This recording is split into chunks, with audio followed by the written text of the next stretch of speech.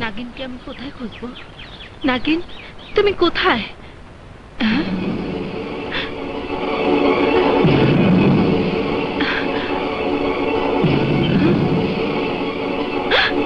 আরে, এটা তো কালনাগিনী দংশন করেছে। আর কালনাগিনীর অভ্যাস মানুষের ক্ষতি করা। এদেরকে ভালো করতে হবে। খবরদার!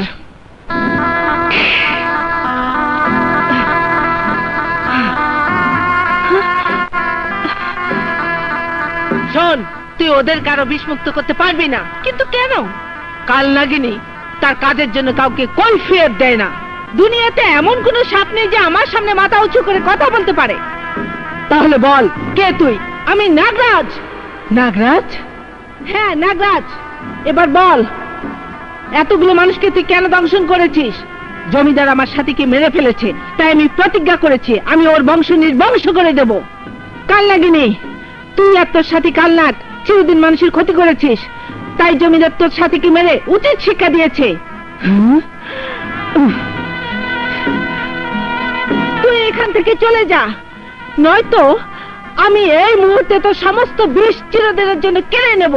বেশ, চলে যাচ্ছি, কিন্তু বলে যাচ্ছি তুমি ওদের ভালো করলেও আজ হোক কাল হোক আমি আমার সাথীর প্রতিশোধ নেবই। কিন্তু নাগরাজ বেঁচে থাকতে নয়।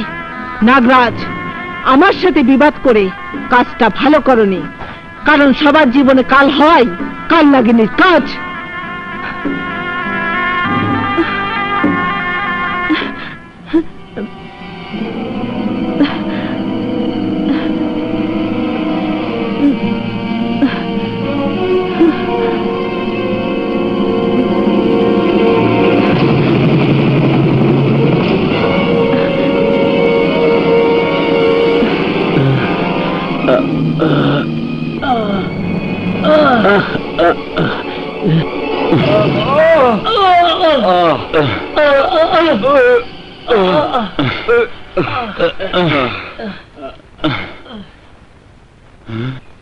আমাদেরকে এক বিষাক্ত সাপ দংশন করেছিল।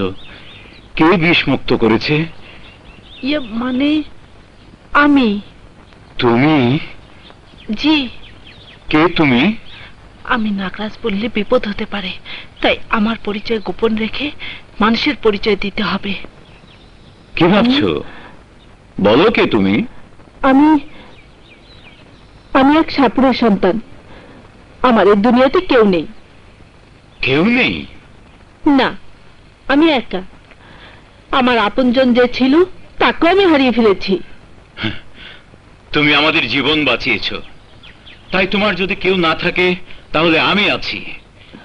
আজ থেকে তুমি আমার সাথে আমার মহলে থাকবে। এসো এসো আমার সাথে। চলো।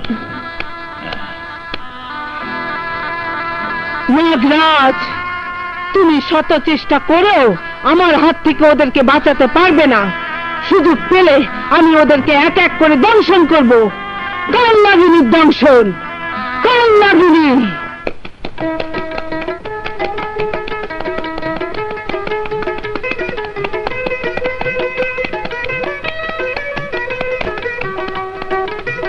এসো বাবা।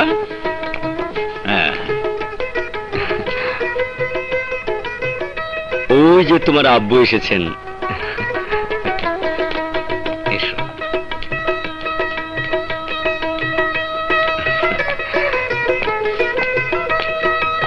এটাই হলো আমার বাড়ি।